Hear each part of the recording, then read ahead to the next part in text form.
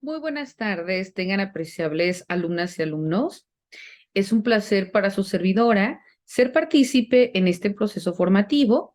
Mi nombre es María Catalina Domínguez Nájera y seré la encargada de impartirles y transmitir el proceso de información de nuestra materia que lleva por nombre Sistema Legal y Social en los continentes. Dentro de ello, bueno, como es bien sabido y como también se los hice extensivos dentro de nuestra plataforma institucional, se abordan de manera explícita cuáles van a ser los lineamientos a seguir, las tareas que de manera muy particular vamos a estar solicitando, que en este caso son dos. Ambas tendrán como fecha límite de entrega el 27 de agosto del año en curso y en esta ocasión daremos inicio con nuestra primer sesión virtual. En esta ocasión vamos a abordar previamente nuestra primera unidad, que en este caso lleva por nombre el reconocimiento de los sistemas de derechos mixtos. Cuando nosotros hablamos, compañeras y compañeros, de los sistemas de derechos mixtos, pues primero tenemos que partir acerca de qué es un sistema y propiamente este sistema jurídico, ¿no?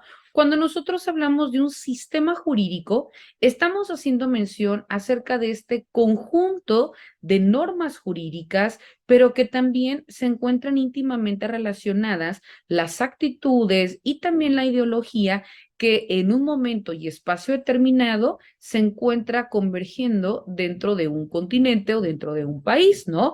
Y específicamente en cuanto a la idiosincrasia para poder crear sus normas jurídicas, para poder aplicarlas, para también en ese mismo sentido dirigirlas a la sociedad que en un momento dado se va a encontrar regulada por esos instrumentos jurídicos normativos.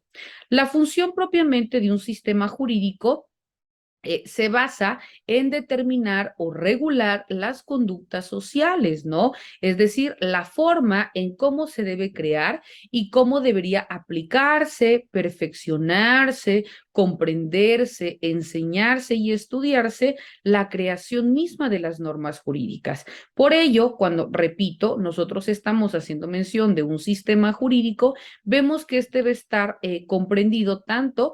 ¿Por qué? Por las estructuras, por las modalidades en un funcionamiento, por los órganos que se encargan de impartir justicia, por las instituciones que le van a dar sentido y también por todos aquellos componentes sociales dentro de los cuales se va a aplicar la forma de reconocimiento o la interpretación de las reglas del derecho. Y también aquellas instancias o aquellas autoridades que van a crear la norma misma y que se van a encargar también únicamente de su creación, sino también en cuanto a la interpretación y en cuanto a la modificación de estas normas jurídicas. Por ello, vemos que los sistemas jurídicos o el sistema jurídico tiende a establecer las normas jurídicas objetivas. ¿Por qué? Porque son aquellas que van a aplicarse desde el momento mismo en que estas se encuentran en vigor, repito, en un tiempo y espacio determinado, hasta el momento en que son derogadas o que sufren algún tipo de reforma o modificación. Por ello, vemos que a partir de estos sistemas jurídicos, pues empieza también a reconocerse lo que se conoce como sus fuentes jurídicas o las formas o estos procesos de creación de las normas jurídicas. Y dentro de estas fuentes jurídicas, bueno, pues vamos a encontrar que comprenden o que se encuentran reguladas propiamente las leyes, la costumbre, la jurisprudencia de los tribunales, las doctrinas, en algunos países también los principios generales del derecho, las disposiciones legales y todos aquellos elementos, repito, que se contemplan dentro de estas fuentes jurídicas. Por ello, comprende, repito, tanto estos elementos como también aquellos que rigen en los diferentes países del mundo y que sirven como mecanismos para poder crear, para poder interpretar y también para poder aplicarlo en la forma de regulación de la conducta del individuo para que luego entonces viva plenamente dentro de la sociedad. Vemos también que cada uno de los países tiene esta característica de autonomía. ¿Por qué? Porque cada uno decide sobre su propio sistema jurídico y también la forma en que éste va a operar, se va a regular, va a incidir y va a regir hacia sus personas y también dentro de los límites territoriales que en este se encuentre. También cuando hablamos de esta autonomía o de esta independencia, oscila también dentro del mismo sistema jurídico normativo para poder adentrarse en cuanto a la creación de sus fuentes y todos aquellos componentes significativos en cuanto a la creación, en cuanto a la interpretación y en cuanto a la aplicación. Por ello, cuando nosotros hablamos de la clasificación de los sistemas jurídicos, estos se agrupan en lo que nosotros conocemos como familias jurídicas. Y al respecto, existen diferentes familias jurídicas, que son la familia del derecho continental o neorromanista, que es la familia del civil law, la familia del derecho anglosajón o el del common law, la familia del derecho socialista, los sistemas de derechos religiosos, la familia jurídica mixta, la familia nórdica, la familia islámica, entre otras. Cuando nosotros vemos específicamente dentro de estas formas o estas clasificaciones de las familias jurídicas que hemos citado, vemos que dentro de estas pueden existir también variaciones, ¿no? O en su defecto, que alguna familia pueda estar integrada por determinados elementos que pueden comprender de varios sistemas o de varias familias. Por eso existen varios países que también entran dentro de la distinción o de la característica de familias jurídicas mixtas. ¿Por qué? Porque como su nombre lo indica, poseen elementos o poseen características de diferentes sistemas. Cuando hablamos, ahora bien, de estas familias o sistemas jurídicos mixtos, buscan, como bien se indica, llegar a una forma de armonización, ¿no? O a una forma de conciliación acerca de los diferentes sistemas jurídicos que existen, pero que también se encuentran históricamente determinados, ¿no? Por ello, validan las tradiciones jurídicas que se van a ver influenciadas dentro de las culturas hacia los países en los cuales se redirecciona. Cuando nosotros hablamos de estas formas de sistemas jurídicos mixtos, nos dice que un reconocimiento es de que procuran armonizar los sistemas romano-germánico y también el anglosajón, pero pueden o tienen como elemento distintivo pues regular o establecer estas relaciones de convivencia entre las diferentes familias, porque repito, al retomar elementos de una y retomar elementos de la otra, lo que se pretende es que incida de una manera mucho más favorable, que tienda a dirimir los conflictos, que sea lo más benéfico para el país en el cual se esté aplicando y de manera pues muy particular, ¿no? Que tienda a establecer o regular y dirimir los conflictos específicamente hacia las personas a las cuales va a ir dirigido, ¿no? Ejemplo de este sistema jurídico mixto, bueno, podemos citar a Israel, que conjunta un sistema religioso o de derecho religioso judío con el sistema anglosajón. Cuando hablábamos del sistema anglosajón, como bien citábamos dentro de nuestras sesiones, perdón, dentro de nuestras cápsulas informativas, hablábamos que este derecho anglosajón es aquel que se conoce como un derecho heredado, ¿no? Como una forma de reconocimiento de consecuencia de un mandato británico. Este sistema, el sistema mixto, vamos a poder entenderlo o vamos a poder diferenciarlo o definirlo como el conjunto de normas jurídicas, como el conjunto de actitudes, pero también como el conjunto de ideologías que se encuentran vigentes en un país, ¿no? Y que tiene como elemento distintivo hacer o crear su forma de regulación específicamente en cuanto al derecho, ¿no? Incidiendo de manera tal dentro de una sociedad determinada en la que se debe crear, aplicar, comprender, perfeccionar, enseñar y también estudiar el derecho para que luego entonces incida de manera más favorable hacia las personas a las cuales va a ir dirigido. Ahora bien, cuando nosotros hablamos de estos sistemas jurídicos, repito, o sistemas jurídicos mixtos, aquí es en donde vemos que se conjunta o puede conjuntarse tanto el common law con el civil law. Es decir, Estos sistemas empiezan a tomar elementos distintivos que los van a caracterizar, ¿no? Y los sistemas clasificados, como los del Common Law, vemos que se individualizan tomando en consideración determinados elementos. Primero, encontramos que el derecho de formación fundamental jurisprudencial se encuentra producido propiamente por la figura del juez.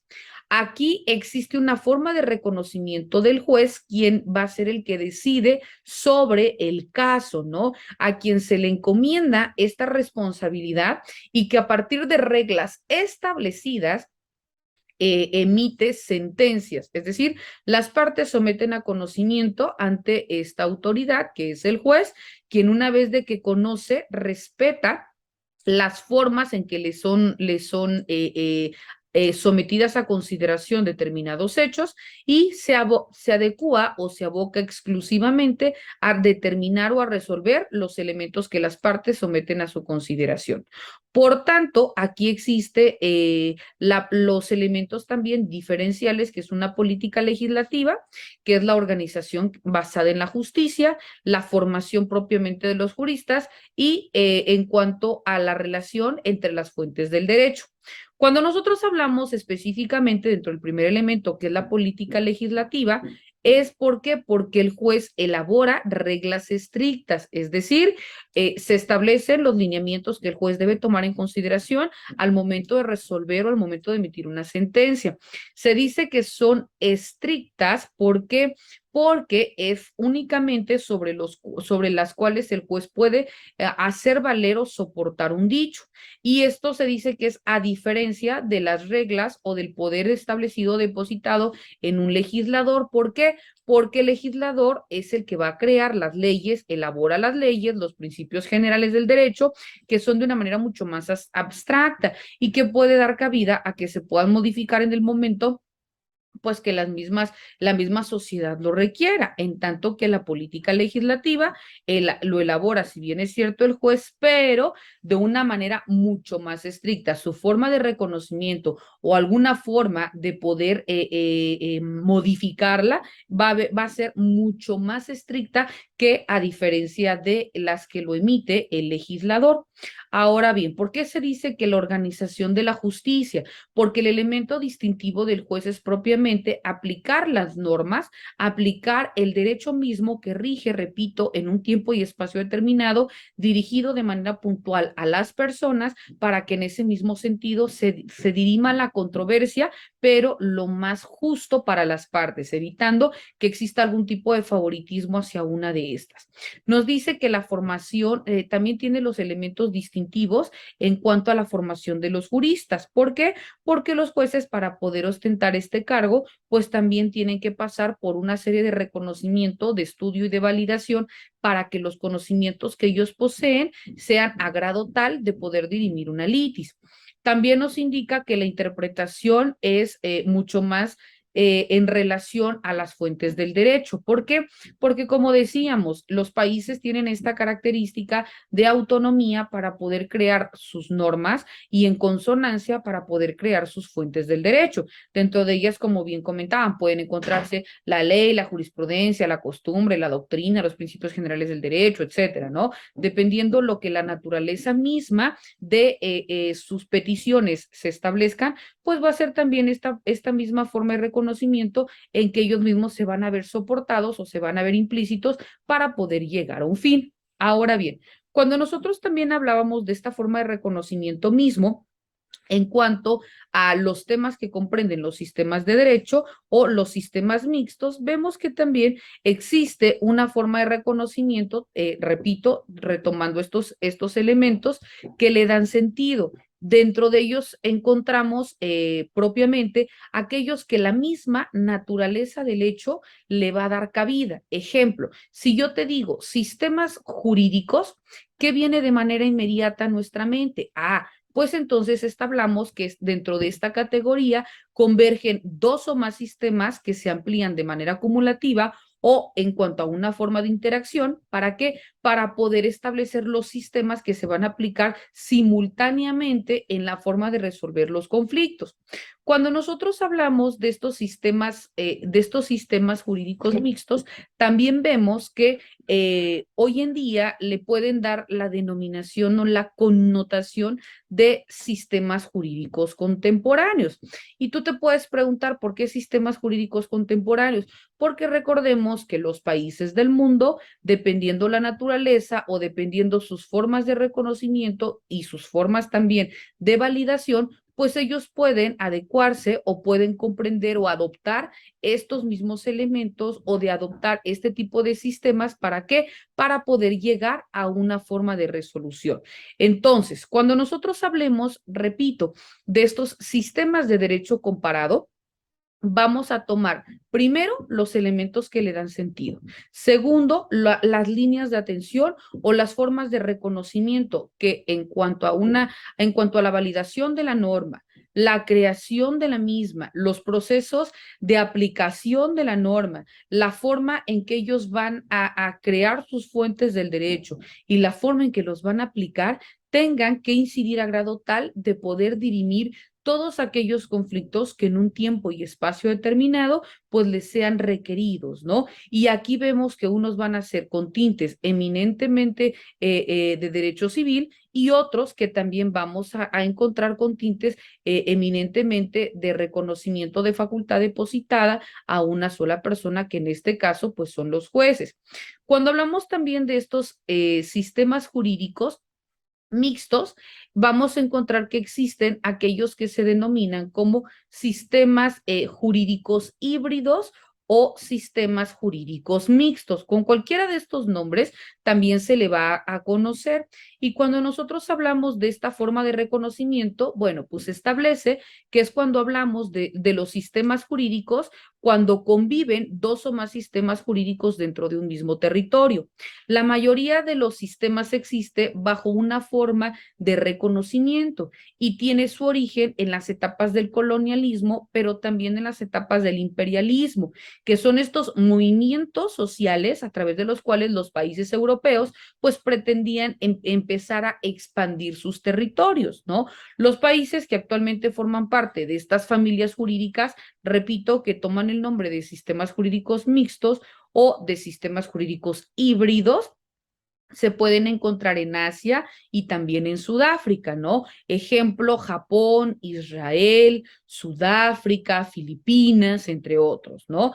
Es importante que nosotros también entendamos que al momento de hablar de estos sistemas jurídicos mixtos o híbridos, pues es importante recalcar que están integrados primeramente por sistemas jurídicos, en donde los sistemas jurídicos contemporáneos integran este conjunto de leyes, costumbres, jurisprudencia del derecho positivo que rigen en los diferentes países del mundo. ¿Por qué? Porque en cada uno de estos países, que dicho sea de paso, son 194 países en el mundo, cada uno está creado o está siendo regulado dependiendo a la historia, dependiendo a sus creencias, pero también dependiendo de su cultura. Y por tanto, van a crear sus propias instituciones gubernamentales, pero también a la par de que crean sus instituciones gubernamentales, pues crean también sus leyes a través de las cuales puedan regirse. Y luego entonces, una vez que tienen sus leyes y tienen sus instituciones, pues entonces también empiezan a crear las familias o se empiezan a consolidar en las familias jurídicas. Estas familias jurídicas se integrarán por los países que posean determinados rasgos generales, pero que también posean determinadas características comunes, tanto, repito, con la cuestión ideológica como con los aspectos legales. Y estas familias jurídicas, como ya los hemos citado, son la familia neorromanista, la familia del common law, la familia de los sistemas socialistas, la familia de los sistemas religiosos y la familia de los sistemas mixtos o híbridos.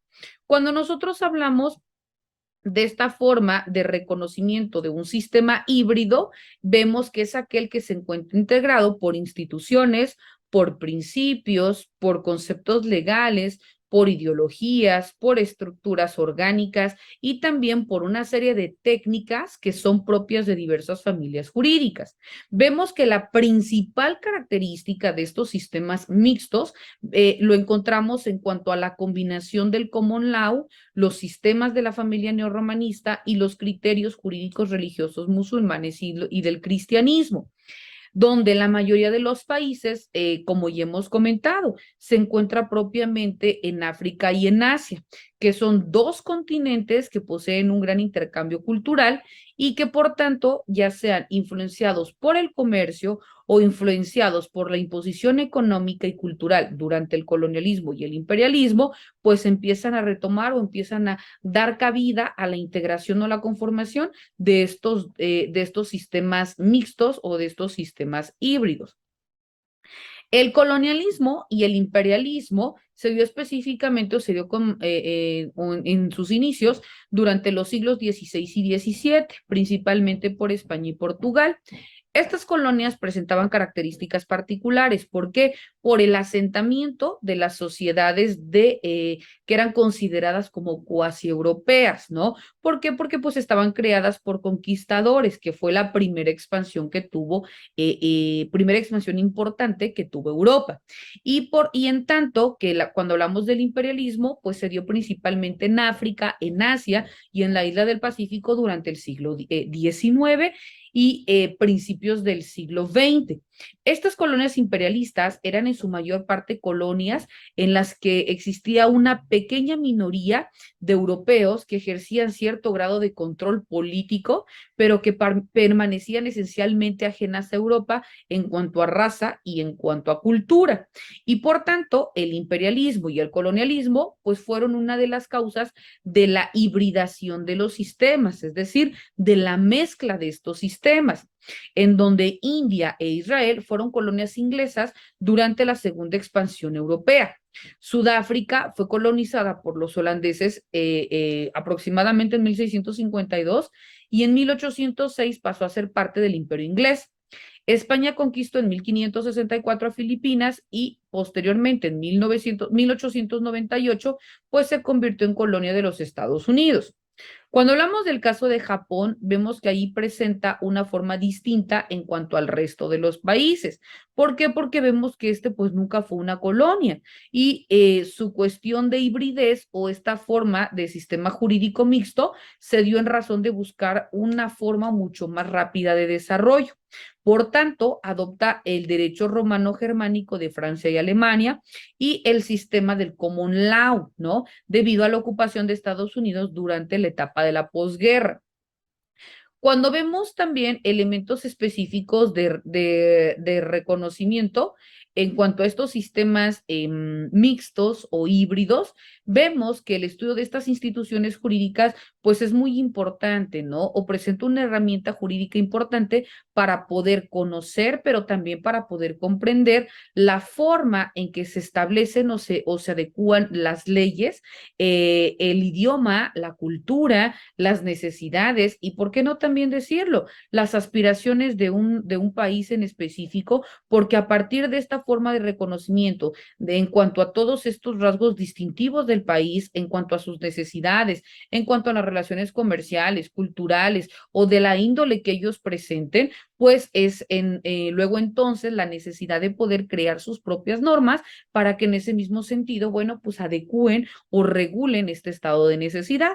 En ese mismo sentido, también vemos que es importante establecer esta forma de reconocimiento en cuanto al derecho comparado, porque nos permite conocer primero estas diferencias, ¿no? Que presentan unos con otros. Y en el mismo sentido, aunque parezca burdo, también empezar a conocer estas similitudes que presentan, porque para que en base a ello existan estos reconocimientos de las distintas familias que convergen y luego entonces crear un sistema jurídico para poder estandarizar estos esquemas y para poder dar cabida a la creación de nuevas instituciones para también en ese mismo sentido poder utilizarlas o poder crear las figuras jurídicas en otros países y su posible adaptación dentro de los sistemas jurídicos existentes. Es importante también señalar que como otro punto a detectar dentro de esta forma de reconocimiento, es que a pesar de que estos estados o estos países que se adecúan o que conforman a partir de estos sistemas jurídicos mixtos, pues cuentan con una serie de características que los unen, ¿no? También hay otras que los hacen únicos y que los diferencian. Y eso es precisamente lo que hace esta creación de familia jurídica a partir de una forma de reconocimiento, pero a partir de esta misma distinción y cabida a una nueva forma de creación de una familia o de un sistema jurídico. Ahora bien, cuando nosotros hablamos dentro de nuestros siguientes subtemas, que da cabida propiamente a los sistemas jurídicos de la cultura occidental. Vemos que aquí es donde también ya empieza la formación de la tradición jurídica de Occidente y vemos que esta empieza a partir de una manifestación de las diferencias que habían vivido o que se habían dado en cuanto a estos ordenamientos y en cuanto a la consolidación de las distintas familias jurídicas que existían, como ya hemos citado, por un lado las del civil law y por otro lado las del common law o también reconocido propiamente, ¿no? Todo ello junto a esta tradición jurídica que tiene este reconocimiento en ambas familias. Cuando nosotros hablamos de esta concepción del derecho de Occidente, pues también es importante que nosotros empecemos a determinar las cuestiones que se toman como unidades culturales. ¿Por qué? Porque a partir de la unidad cultural vemos que es la primer fase o la fase más importante por la que se clasifican los sistemas que proporcionan estas condiciones de civilización y estas condiciones de cultura. Y por tanto, que existan estas familias jurídicas clasificadas dentro del mundo, ¿no?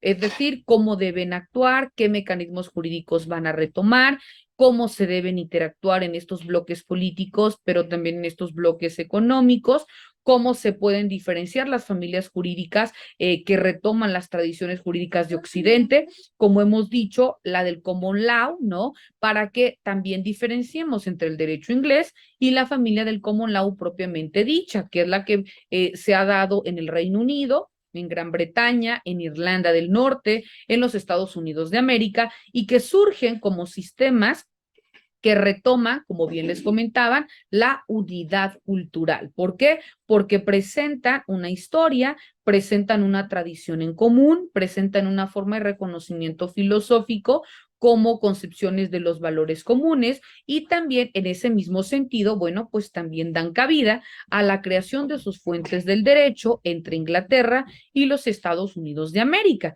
que dicho sea de paso, cada vez pues empiezan a establecer estas cuestiones de distanciamiento, pero que también tienden a enfocar o a establecer estas formas de satisfacción de necesidades y también estas formas de reconocimiento de realidades en donde se van implementando, ¿no?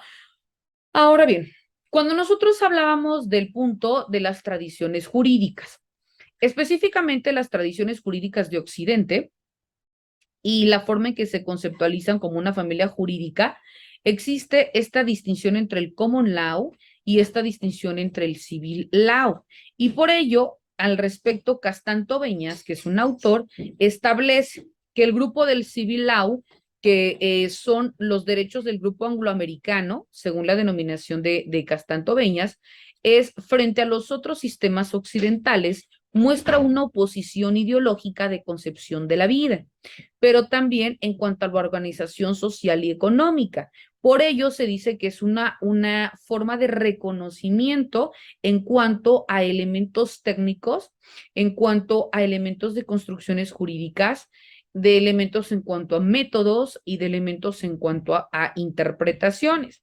Por tanto, el derecho angloamericano tiene procedimientos técnicos distintos y que estos van enfocados a obtener los mismos resultados, pero a partir de otra forma de reconocimiento de derechos occidentales. En ese mismo sentido, vemos que la distancia que separa al derecho anglosajón del sistema continental o también reconocido como el civil law afecta más el fondo de la resolución misma y también el fondo en cuanto a la creación de la norma. Por tanto, cuando nosotros hablamos de las cuestiones del derecho inglés, el régimen constitucional inglés, vemos que toma en consideración elementos peculiares que los diferencian de los sistemas del continente europeo, pero que dentro de estas diferencias, España establece una posición de constitucionalismo inglés y el constitucionalismo del continente europeo. Vemos que aquí es importante retomar algunos acontecimientos o elementos históricos importantes y por tanto citaremos la historia de Inglaterra, que en este caso en particular, bueno, pues se caracteriza por una continuidad histórica en una concepción de un bloque del derecho romano, en donde el derecho inglés se desenvolvió de una manera autónoma, es decir, de una manera independiente, y que dentro de este proceso evolutivo se apegó a los principios del common law y la equity, ¿no? Que eran consideradas como auténticas fuentes del derecho.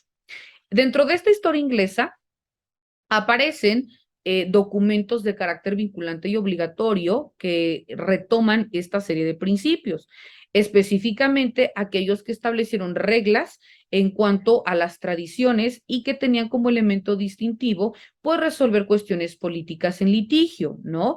Y se tomaban elementos importantes como la doctrina mayoritaria, las leyes constitucionales, la carta, y se crea la Carta Magna Libertatum de 1215, que era impuesta por los varones ingleses al rey Juan sin tierra, la Petition of Right, ¿no? Que era el parlamento inglés, que obliga a aceptarla a Carlos I, el habeas corpus, ¿no? Que es decretada en 1679, la Bill of Rights, que es en 1689, entre otros instrumentos jurídicos que, si bien es cierto, dotaron de reconocimiento al derecho inglés. Pero la fusión de estos elementos que intervinieron en la formación, repito, del derecho inglés, constituye una forma de reconocimiento muy importante porque estos elementos, pues componentes entre sí, formaban un punto estratégico acerca de cómo los jueces iban a dirimir los conflictos que las partes sometieran a consideración. Y por ello, los primeros jueces del Common Law aplicaron materiales germánicos, donde la conquista normada pues introduce propiamente elementos románticos, pero también adecúan la forma de regulación o la aplicación del derecho, específicamente, repito, en derecho romano.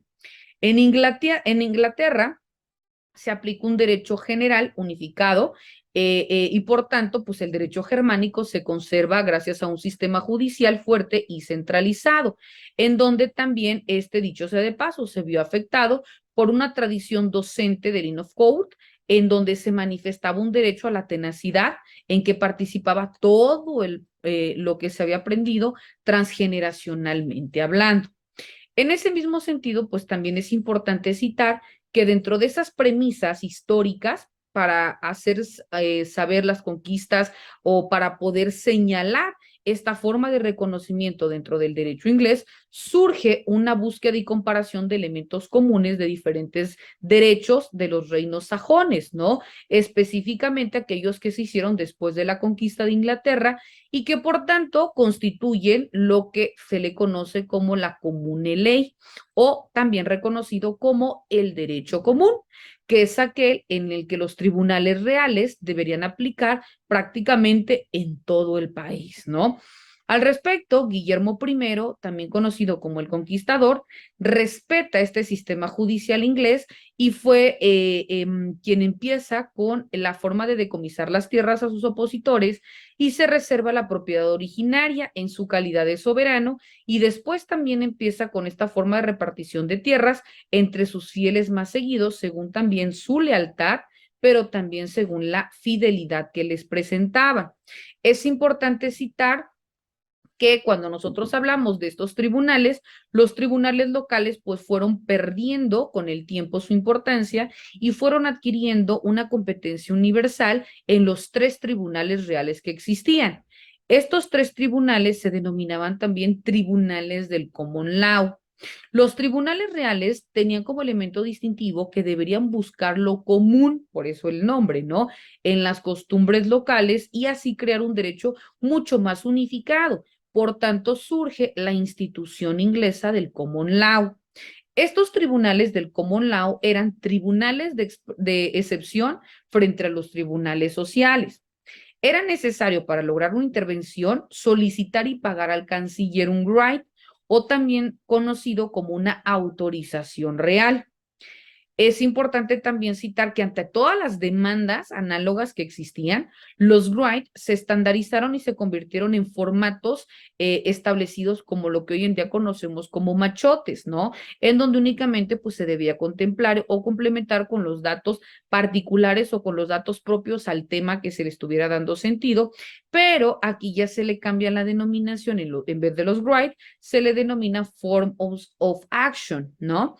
Y en ese mismo sentido, bueno, pues vemos que también hacia el siglo XII, el canciller redacta alrededor de 75 tipos de right registrados en colecciones socio o semioficiales, ¿no?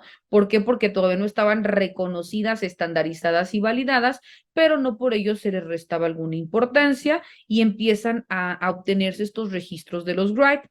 El procedimiento y la forma en el derecho inglés se dice que cobró mucha más importancia, ya que si se equivocaba un right, el juez podía rechazar el asunto. Conforme iba aumentando las demandas de los particulares, pues este sistema de emisión de los right, pues también vemos que se hizo insuficiente. Y como forma de reconocimiento, como enmienda, se crean estas grandes instituciones inglesas y surge la equity, ¿no? Que vamos a ver este y otros elementos, pues de una manera mucho más amplia en nuestras sesiones virtuales subsiguientes. Bueno, apreciables alumnas y alumnos, con esto vamos a dar por culminada nuestra sesión del día de hoy. Recuerden que esta y la otra sesión son grabadas, las subiré específicamente dentro de nuestro apartado de contenido de la materia bienvenida para que en el momento que a ustedes les sea posible, pues puedan validar la información y de nueva cuenta, pues reiterando que para cualquier circunstancia me encuentro a sus apreciables órdenes. Que tengan excelente día. Hasta luego.